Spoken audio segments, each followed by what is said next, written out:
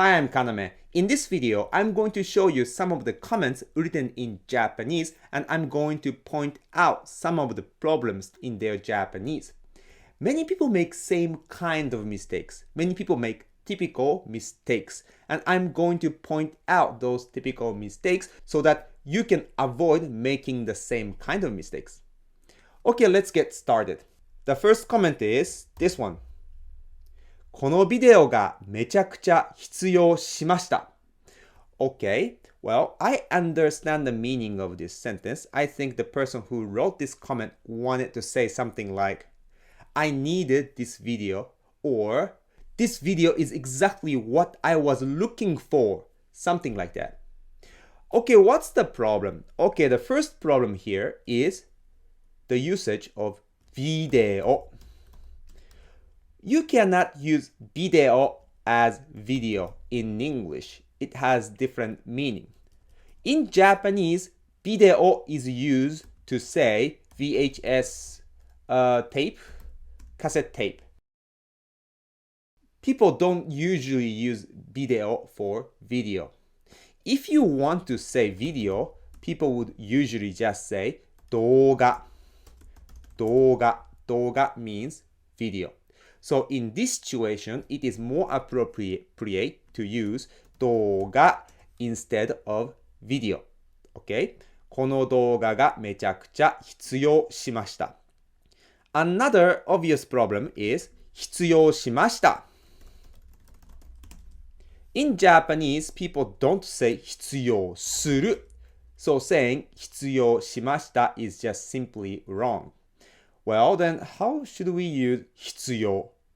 We will say 必要です。A は B が必要です is the sentence structure that people often use with 必要。A は B が必要です。A need B. In this situation, I needed this video very much. Well, in this case, you can say 私はこの動画がめちゃくちゃ必要 because it's past tense, so make it でした。必要でした。私はこの動画がめちゃくちゃ必要でした。Okay, now it's grammatically correct. But it doesn't mean this sentence is how Japanese people would say. Well, you can omit 私は here. You can just say この動画がめちゃくちゃ必要でした is also fine. I think what this person was trying to say is, oh, this sort of video is what I was exactly looking for. In this kind of situation, instead of saying この動画, you can rephrase it by saying こういう動画。こういう動画。こういう動画 is this kind of video, this sort of video. こういう動画がめちゃくちゃ必要でした。By the way, when you read こういう you don't say こういう you pronounce it like こういうこういう that's how people pronounce this phrase こういうこういう so don't say こういう you say こういうこういう so it's こういう動画こういう動画 okay? And instead of saying 必要でした it sounds more natural if you say it こういう動画を探していました。こういう動画を探していました。I was looking for this kind of video. And if you want to put emphasis on just, oh, I was just looking for this kind of video. Well, in that case, you can add ちょうど。ちょうど。ちょうどこういう動画を探していました。I was just looking for this kind of video. Maybe this will sound more natural. ちょうどこういう動画を探していました。探していたんですよ。いたんですよ。It put emphasis on I'm telling you. This kind of feeling. Oh, I'm telling you. I was just looking for this kind of video. ちょうどこういう動画を探していたんですよ。It sounds very natural. Okay, the next comment. かなめ先生は説明簡単わかるんです。I think this person wanted to say something like, Kaname sensei's explanation is easy and understandable, or is something that is easily understandable, something like that. Okay? So what's the problem? Kaname sensei wa 説明簡単わかるんです。Okay, you need some particles to make it grammatically correct. One way is 説明が簡単でわかるんです。わかるんです here sounds very weird. In this case, you want to say something like understandable. If you want to say understandable, you will say わかりやすいです。かなめ先生は説明が簡単でわかりやすいです。Well, still it sounds a little bit weird because if you say it like that, then the topic is Kaname sensei. The topic is me. In this situation, it is more natural to make 説明 topic. So, かなめ先生の説明は簡単でわかりやすいです。Then it sounds totally natural. But わかりやすい, this word itself has easily understandable, this meaning. わかりやすい. 安い literally means easy. So you don't have to say 簡単で here. You can just say かなめ先生の説明はわかりやすいです。This sounds very natural. You don't have to say 簡単でわかりやすいです because わかりやすい, this phrase by itself has the meaning of easy here. So you don't have to put easy on the top of that. Okay, the next comment. 先生の動画は僕の日本語を勉強することに対して必要です。I think this person wanted to say something like, I need your video to study Japanese. Something like that. Okay, first, when you use this word, 必要です, one common sentence structure is something のに必要です. It is needed to do something. So in this case, you can say 勉強するのに必要です is one way of using it. So one way to improve this sentence is 先生の動画は僕が日本語を勉強するのに必要です. Well, it's grammatically correct. 先生's video is needed for me to study Japanese, or I need 先生's video to study Japanese. Or there's another way to say it. 僕の日本語学習. Okay, instead of saying 日本語を勉強する, you can just use the noun 学習. 日本語学習には先生の動画が必要です. Okay, this is another sentence structure that you can use with 必要. You can say 何々に何々が必要です. It is equivalent of in English. Well, if it was A に B が必要です. It is B is needed for A. A に B が必要です. So in this case, my video is needed for me to study Japanese. So in this case, you can say 僕の日本語学習には先生の動画が必要です. That's another way to put. Or instead of using 必要です, you can use 不可欠. 不可欠. 不可欠. 不可欠 means indispensable. So, 僕の日本語学習には先生の動画が不可欠です. You can say it like that. Your video is indispensable for me to study Japanese. Something like that.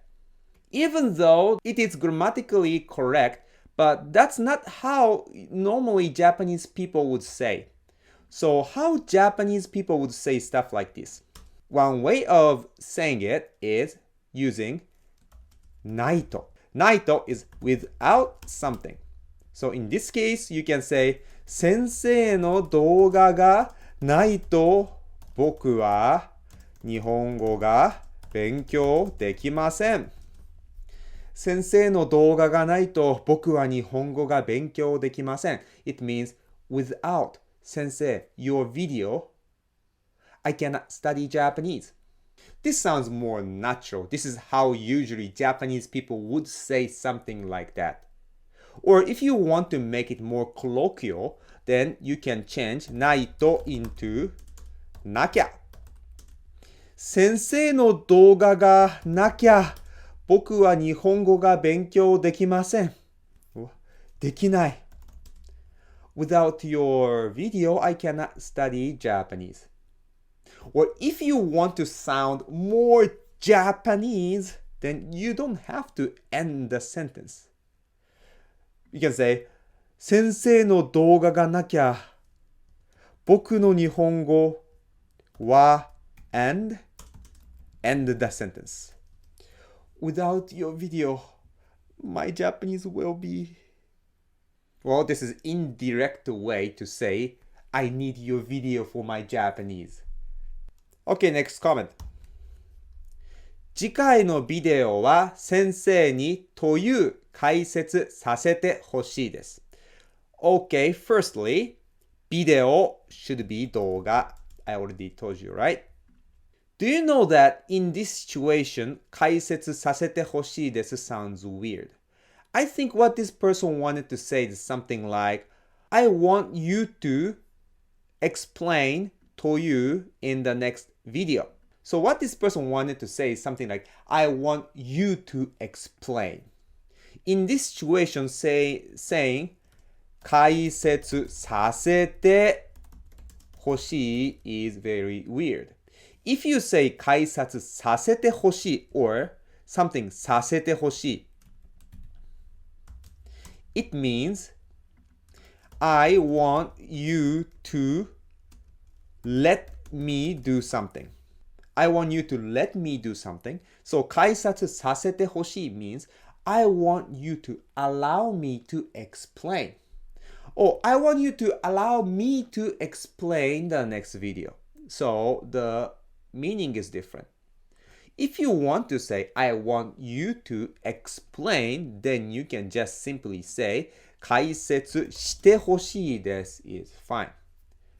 次回の動画は先生にというを you need the particle をというを解説してほしいです。And in this context, you don't have to mention 先生に because it is very obvious. Or I want you to explain という next time. In this case, you can just say 次回の動画はというを解説してほしいです。Well, it makes more compact. Simple. And you don't have to say 次回の動画は actually. You can just say 次回はというを解説してほしいです。Or you can also say というについて sounds more natural. So I want you to explain about という the next time. 次回はというについて解説してほしいです。Then it became way better, more natural. Or you don't even have to say 次回. You can actually just say 次はというについて解説してほしいです is fine as well. Okay, the next comment. 本当にありがとうございました。今までのかなめ先生のビデオは助けてもらいました。Okay, let's take a look at this comment. 本当にありがとうございました。has no problem. 今までのかなめ先生のビデオは助けてもらいました。Firstly, video should be 動画。Okay, if you say かなめ先生の動画は助けてもらいました、it means かなめ's video got helped. In other words, someone helped my video. So my video is the one who got the help. But I think this person wants to say something like, かなめ's video helped me. So my video is who helped, not the one who got the help. So the particle is wrong. Remember this sentence structure. A は B にもらいました。ほらもらいます。In this sentence, A got help from B.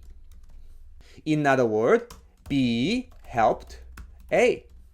And my video is the one who gave the help. So in this situation, instead of using は you use に。要先生の動画に助けてもらいました。Then it's grammatically correct. You can even mention yourself. 私は今までの要先生の動画に助けてもらいました is fine. But when you use てもらう and when the subject is yourself, you don't have to mention 私は here. So you don't have to say 私は。Even though this is grammatically correct, but this is not usually how people would say. When something helps you to learn something meaningful, people use this phrase 勉強になった。So Japanese people in the same context would use or would say 本当にありがとうございました。とても勉強になりました。And if you want to put emphasis that the video helped me, then you can say afterward 助かりました。助かりました。I got some help. Or something saved me. 助かりました。我得救了。Something like that. Or if you want to put emphasis that, oh, your video always helps me. In this situation, you can say, いつも本当に勉強になります。Instead of saying なりました、you can say なります。That can put emphasis that, oh, your video always helps me. It helped me in the past. It helps me now. I think it will help me in the future as well. いつも本当に勉強になります is another common way to say stuff like this. Okay, let's take a look at another example. 余裕はいつも困られたけど、この説明はすごかったです。I think what this person was trying to say is something like, I was having trouble with grasping this or tackling this word, 余裕. But since your explanation was so good, so I understood it. Something like that. So when you want to say something like that, first of all, 困られた, well, you don't use 困られた in a situation like that. 困られた sounds like you are obnoxious and some people find you very annoying. That's what 困られた sounds like. So in this situation, it's not appropriate to say. When you want to use 困った in this situation, you can say 困っていた. And you can use something て to say why you were in the trouble or what kind of trouble you were in. For example, you can say 道に迷って困っていた. 道に迷う means you are lost.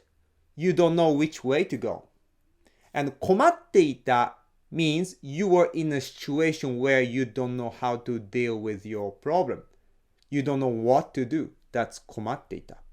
I don't know which way to go. And I was at a loss. That's the meaning of this. 道に迷って困っていた. So in this situation, when you want to say, because I didn't understand this word, so I was at a loss. In this kind of situation, you can say, for example, 余裕の使い方がわからなくて困っていた. That's fine. Since I didn't know how to use this word 余裕, so I was at a loss. Or instead of saying 使い方, you can say 意味がわからなくて.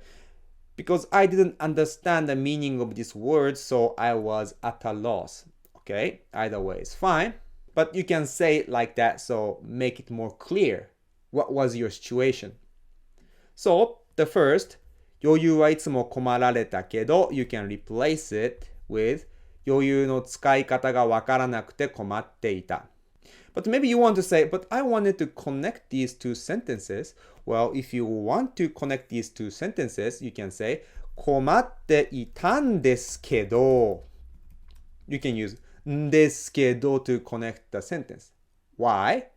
Because you are explaining the situation. Or I was in such a situation. I was in this kind of situation, but then something happened. In this kind of situation, you can use んですけど to talk about your situation. or I was in a situation where I didn't know how to use this word 余裕. I was in a trouble.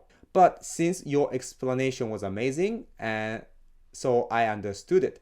Let's go to the next sentence. この説明はすごかったです。Firstly, in this kind of situation, people usually don't use すごかったです. I think what this person wanted to say something like, your explanation was amazing. Well, you can use すごい to say something is amazing when something is literally amazing. So if you listen to my explanation and it really amazes you, oh my god! Then you can say, 先生の説明はすごかったです.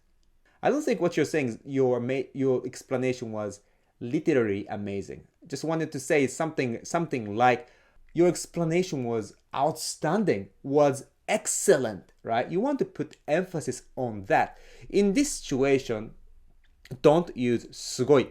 Simple way to solve this problem is just say この説明 or you can say 先生の説明は you can say わかりやすかったです or you can say すごくわかりやすかったです Here you can use すごく to put emphasis on the level 先生の説明はすごくわかりやすかったです Or you can also connect another sentence after that.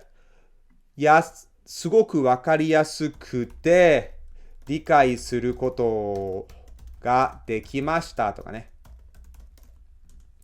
余裕の使い方がわからなくて困っていたんですけど、先生の説明が、here I guess guys better, がすごくわかりやすくて理解することができました。